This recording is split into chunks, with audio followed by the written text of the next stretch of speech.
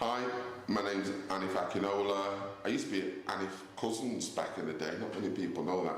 I'm a music producer, a music survivor, I'm originally a dancer from Manchester, and I want to tell you a story about a little song that came on a cassette tape from my very good friend Colin Thorpe.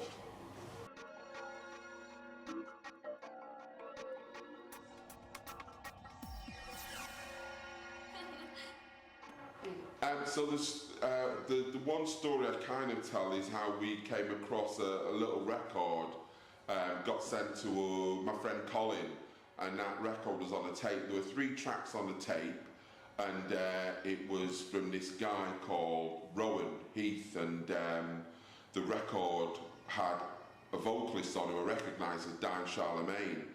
And she was just singing "I Got the Key, I Got the Secret," but it didn't sound anything like the record you all know now.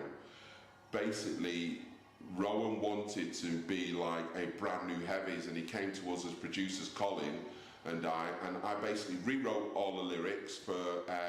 The lyrics were originally done by a guy called Peter Hayes, who I believe wrote the chorus. I don't know, that's the thing, but that's what my opinion is.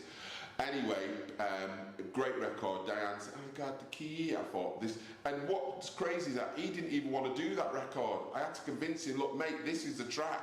You know what I mean? So we did that, and we brought it in the studio, and we did these 2 kind of versions. Now, what's crazy is the versions that became famous wasn't done by Rowan, it was done by Johnny J and Neil Claxton, bless him. Johnny J was an incredible producer, Cotton Eye Joe, Dust Junkies, Family Foundation, you know what I mean, loads and loads. He ended up Slim, you know, Fatboy Slim's name with Nicky Lockett and stuff. And Neil Claxton went on to do Sexiest Man in Jamaica and the the Singing in the Rain song, which was for the Volkswagen advert, you know what I mean? Incredible producer. And they did this version that put a sample in and such, and basically I'd written a rap for the record because Rowan wanted it this super cool kind of, almost like Chapter in the Verse meets Brand New Heavies, kind of Galliano and acid jazz vibe.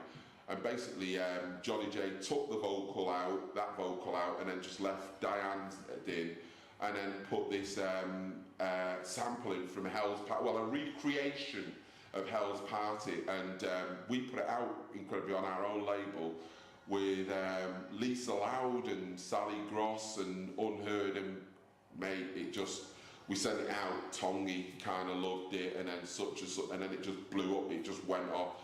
We did a really crazy thing. We gave it to a record label called Pulsate, which had Rosala on it. And, you know, believe it or not, we got the first time, you know, it went in the charts and just kept doing great numbers. It ended up being number 2 for 5 weeks, and would have been number 1 hadn't, unfortunately, Freddie Mercury passed away. So that was a huge kind of record with huge recognition. And such and such. Anyway, that ended up in a horrible legal case many years later, and such and such. But you know, it was, you know, I spoke to Diane Charlemagne over the years about it, and she, you know, she loved it. And it was credit to Johnny J really and Neil Claxton for what they did was a remix. That wasn't the original version, and that needs to be put on record. I've not forgotten Rowan.